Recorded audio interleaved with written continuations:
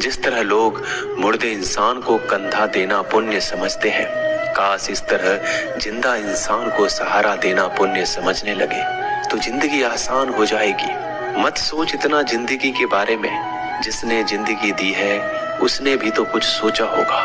बेवजह ही नहीं होती लोगों से मुलाकात, किसी से सबक मिलता है तो किसी से ज्ञान। श्री कृष्ण कहते हैं, किसी को दुख देकर मुझसे अपने सुख की इच्छा मत करना। अगर तुम किसी को एक पल का भी सुख देते हो तो अपने दुख की चिंता कभी मत करना। जब दर्द और कर भी बोली दोनों सहन होने लगे तो समझ लेना जीना आ गया है। कौन क्या कर रहा है, कैसे कर रहा है, क्यों कर रहा है, इन सब से आप जितना दूर रहेंगे उतना ही खुश रहेंगे। हंसते रहो तो दुनिया साथ है, वरना आंसुओं को तो आंखों में भी जगह नहीं मिलती। जीवन में जो होता है वह किसी वजह से होता है, या तो वह आपको कुछ बनाकर जाता है या फिर कुछ सिखाकर। कटना, पिसना और अंतिम समय तक निचोड़े जाना गन्ने से बेहतर कौन जानता है कि मीठा होने का नुकसान कितना होता है। जब कोई दिल दुखाए तो सबसे बेहतर है कि हम चुप हो जाएं, क्योंकि जिन्हें हम जवाब नहीं देते उन्हें फिर वक्त जवाब देता है। अंधे बहरे गूंगे बनकर अपने लक्ष्य पर ध्यान देते रहो।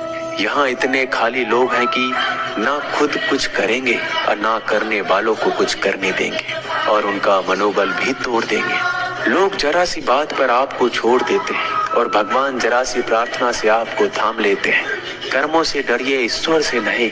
ईश्वर तो माफ कर देता है मगर कर्म नहीं। यह अटल सत्य है कि जैसे बछड़ा 100 गायों में अपनी माँ को ढूंढ लेता है, उसी प्रकार कर्म अपने कर्ता को आज नहीं तो कल ढूंढ ही लेता है।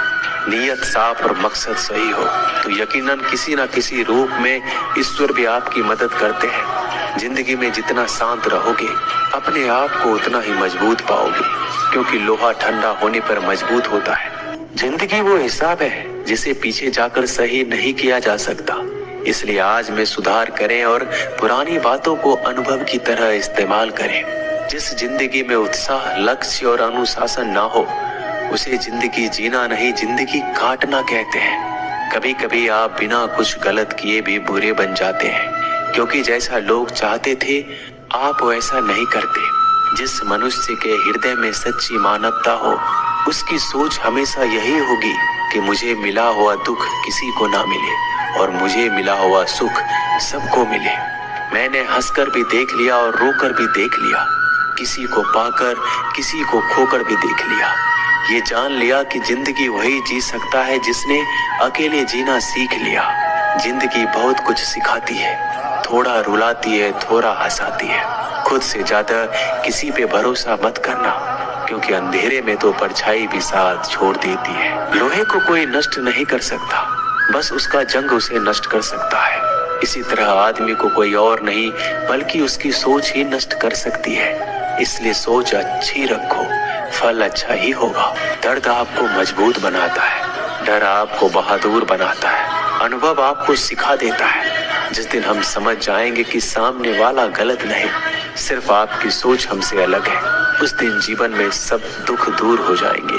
क्यों रोते हो? मन का ना होने पर जो लिखा है वही होकर रहेगा। एक रास्ता बंद करने से पहले भगवान 10 रास्ते खोल देते हैं।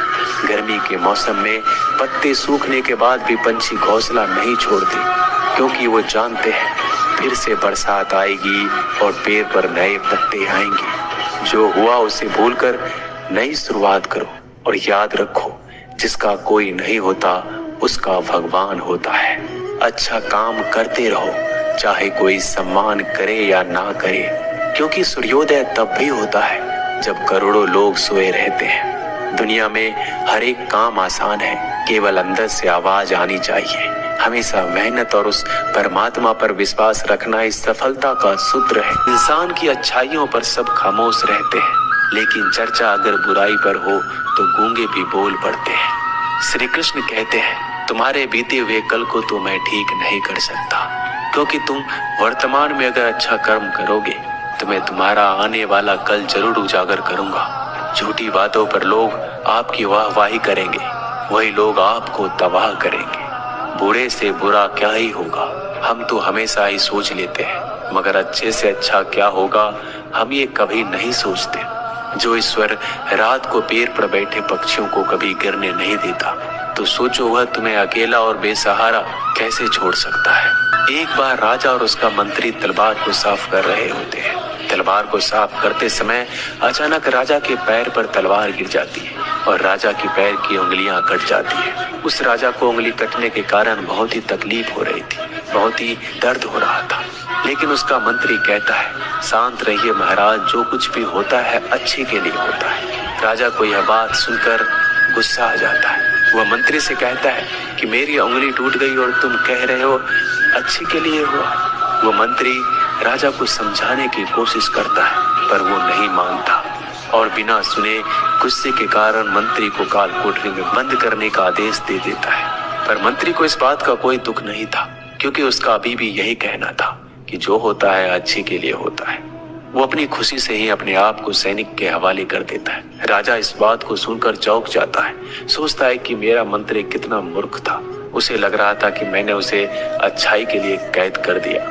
इस घटना के 3 महीने बीत जाते हैं। एक दिन राजा अपने सैनिकों को लेकर शिकार करने के लिए जंगल में जाता है। राजा को एक हिरन दिखता है। हिरन का पीछा करते करते राजा घने जंगलों में चला जाता है।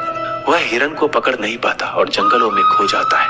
वो बाहर आने के लिए रास्ता ढूंढता है, लेकिन रास्ता उसे नहीं मिलता। तभी कुछ आदिवासी लोग उसे घेर लेते हैं। उन लोगों को पता नहीं था कि वह राजा है। वो लोग अपने देवता को बलि चढ़ाने के लिए एक इंसान को ढूंढ रहे थे। आदिवासी लोग राजा को पकड़कर अपने इलाके में ले जाते हैं। राजा उनको बार बार समझाने की कोशिश करते हैं, लेकिन वो लोग कुछ भी नहीं समझ रहे थे। वो लोग खुशी से नाचते हैं और राजा को नहलाकर बलि चढ़ाने के लिए उनको कपड़ा पहनाते हैं। अब राजा को लगता है कि वो मरने वाला है। जब आदिवासी लोगों का मुखिया राजा को मारने जाता है, तब देखता है कि राजा की पैर की उंगली कट चुकी है। इसको देखकर उसका मुखिया कहता है कि इस इंसान की बलि नहीं दी जा सकती, क्योंकि ये इंसान पूरा नहीं है, एक अंग कटा हुआ है और उनके भगवान को एक पूरे इंसान की बलि ही दी जा सकती है। अगर ऐसे इंसान की बलि दी जाए जिसका अंग पहले से कटा हुआ है, तो उनके देवता खुश होने की जगह नाराज हो जाएंगे। फिर वो लोग राजा को छोड़ देते हैं। राजा खुशी खुशी अपने महल चला जाता है और सोचता है, अगर मेरी उंगली उस दिन ना कटी होती तो आज मेरी मौत हो जाती। इसका मतलब मंत्री सही कह रहा था, जो कुछ होता है अच्छे के लिए होता है। फिर राजा अपने सैनिकों को आदेश देता है कि जल्दी से जाकर मंत्री को रिहा किया जाए। फिर राजा मंत्री को अपना पद वापस देते हैं और पूछते हैं, मंत्री उस दिन मेरी उंगली कट गई, मेरे लिए अच्छा हुआ, मैं मान गया, लेकिन तुम जेल में हो, इससे तुम्हारा क्या अच्छा हुआ। मंत्री खुशी खुशी राजा से कहता है, महाराज आप शिकार के लिए जाते तो आपके साथ मुझे भी आना पड़ता, और अगर मैं आपके साथ जाता तो लोग मुझे मार देते। मंत्री की बात सुनकर राजा को समझ आता है कि जो भी हमारे जीवन में होता है वो अच्छे के लिए होता है। अगर हम अपने जीवन में देखें तो हमारे जीवन में भी कुछ मुश्किलें आती हैं, हम उनका सामना नहीं करते, हम उनको ही दोष देते हैं। ये मुश्किलें हमें आगे बढ़ाने और मजबूत कराने के लिए ही आती है। हमें हर मुश्किलों को सकारात्मक तरीके से देखना चाहिए, क्योंकि हर चीज कुछ न कुछ सिखाकर ही जाती है। हर व्यक्ति के जीवन में सुख और दुख का आना जाना बना रहता है। दोस्तों आशा करते हैं कि ये वीडियो आपको पसंद आई होगी। मिलते हैं जल्दी नए ज्ञानवर्धक वीडियो के साथ। धन्यवाद।